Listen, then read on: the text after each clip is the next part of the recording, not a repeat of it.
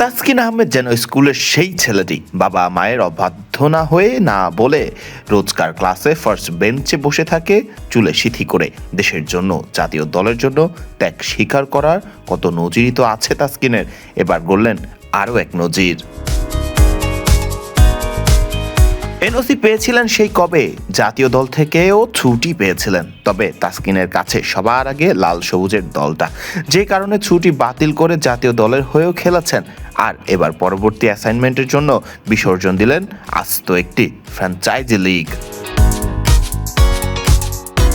এলপিএলে খেলার জন্য জিম্বাবুয়ে সফরে টি-20 সিরিজ থেকে ছুটি নিয়েছিলেন তাসকিন আহমেদ। তবে মুস্তাফিজুর রহমান চোটে পড়ায় তাসকিনকে টি-20 সিরিজের জন্য রেখে দেওয়া হয়।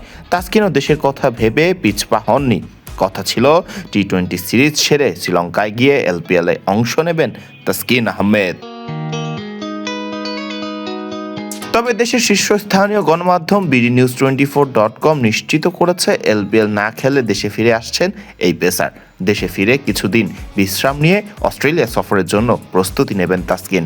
অস্ট্রেলিয়ায় হতে যাওয়া দুটি টেস্টে তাসকিনকে পালন করতে হবে গুরুত্বপূর্ণ ভূমিকা। আরেক মূল পেসার নাহিদ রানা ইনজুরিতে, তিনি খেলতে না পারলে তাসকিনের কাঁধে থাকবে বাড়তি দায়িত্ব।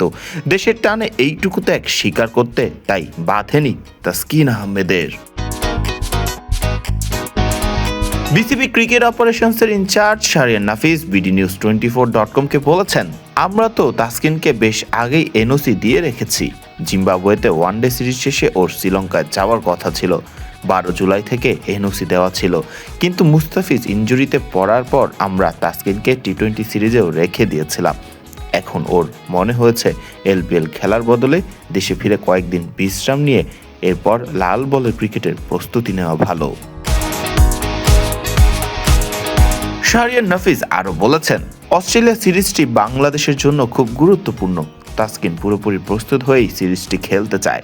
তার সিদ্ধান্তটিকে বিসিবি ইতিবাচকভাবে নিয়েছে। আশা করি খুব ভালোভাবে প্রস্তুত হয়ে অস্ট্রেলিয়া টেস্ট সিরিজে বাংলাদেশের বোলিং আক্রমণকে নেতৃত্ব দেবে সে। আগস্টের শুরুতেই অস্ট্রেলিয়ার উদ্দেশ্যে উড়াল দেবে বাংলাদেশ ক্রিকেট দল। 13 আগস্ট ডারউইন টেস্ট দিয়ে শুরু হবে অস্ট্রেলিয়া বাংলাদেশ 2 ম্যাচের টেস্ট সিরিজ। এই সিরিজের জন্য ইতোমধ্যে অস্ট্রেলিয়া পূর্ণ শক্তির স্কোয়াডও ঘোষণা করেছে।